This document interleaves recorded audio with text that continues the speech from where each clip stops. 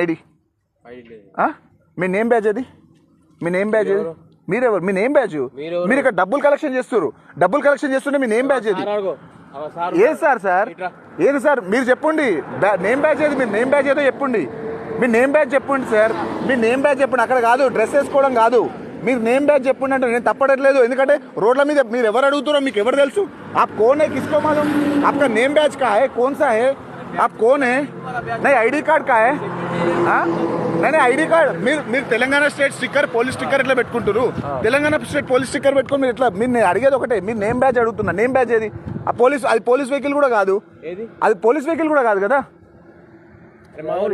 देखो इच्छा अनुसार कुछ भी नहीं होता है, रॉन्ग कलेक्शन है. बंद दी मलेश, बंद दी. चलो नहीं गलत का, निकल जाओ यहाँ से, नहीं तो यहाँ अभी मैं पुलिस को कॉल करता हूँ. మలేష్ కొంచెం అడుగు చెప్పు, నేను నడుపుతా. ఇది ఇక్కడ పైసలు వసూలు చేస్తారు, దొంగ పైసలు వసూలు చేస్తారు. జాగ్రత్త ఉండండి డ్రైవర్స్ అందరు. ఇక్కడ పైసలు ఇవ్వాల్సిన అవసరం ఏమి ఉండదు. ఓన్లీ వీళ్ళు స్టిక్కర్ అని చెప్పి దీనికి అని చెప్పి పైసలు వసూలు చేస్తారు. ఆడ తెలంగాణ పోలీస్ డ్రెస్ వేసుకుంటారు, ఆయన నేమ్ బ్యాచ్ లేదు, ఏది లేదు ఆయనకి. ఏది లేకుండా దొంగతనంగా పైసలు వసూలు చేస్తారు. గట్టిగా అడిగితే చూడండి రిటర్న్ వెళ్ళిపోతారు. ఎందుకంటే వీళ్ళు చేసేదంతా ఇల్లీగల్ దందా. ఈ గ్రూప్లో రాజగాన్ లాంటి వాళ్ళు ఉన్నారంటే ఇక్కడ బయటకు ఇట్లాంటి వాళ్ళు ఉన్నారు. అడిగేటోళ్ళు లేకపోయినప్పుడు